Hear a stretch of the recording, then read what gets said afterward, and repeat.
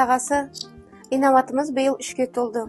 Инабатымызға ұлттық құндылықтарды, ұлттық тәрбиені ойына сіңіру мақсатында осы қаламызда қыш құмыра жасайтын және мүсіндеу орталығы ашылған екен. Жалпы тәрбие тек қана сөзбен емес, іспен беріледі деп өзіңіз айтқандай, сол ұлттық орталыққа барып, құмыра жасау өнерін және мүсіндеуді таныстырсақ қалай болады? Жарайды анасы, онда мен сендерді Алақан орталығына апарайын. Жаным, құмыра жасаймыз қазір. Кеттік онда.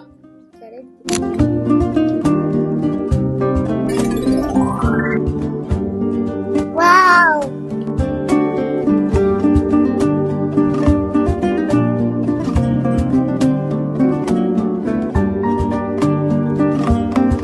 Әкесім, біз қайда кеттік?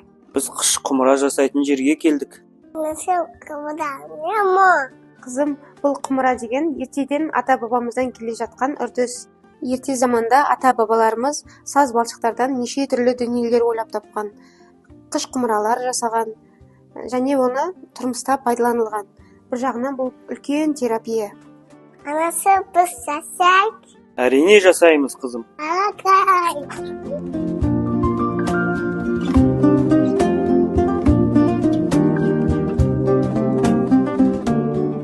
Көшпелі қазақ халқын ғалымдар зерттей келе, Тараз, Сарайшық, Отырар сияқты көне қалалардан қыш бұйымдарды тапқан. Қыш бұйымдарын тұрмыстарында пайдаланып, бұл өнер түрі атадан бабаға, міне қазір ұрпақтары бізге жетіп отыр.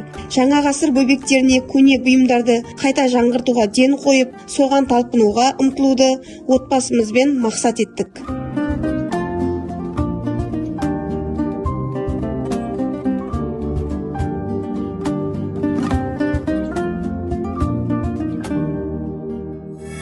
Мүсіндеу ол көркем өнер. Қазақта мүсін өнерінің қалыптастырушы Хакімжан Наурызбаев деген атамыз бар. Ол кісі осы мүсін арқылы Абай Құнанбаев, Шоқан Уәлиханов ескерткіштерін салған. Перзенттерімізді өнерге баулу мақсатында қаламызда жаңа заман мен ежелгі үрдістердің басын қосатын әдемі орталықтарды іздеп, өнердің бір шетін көрсетіп жатырмыз.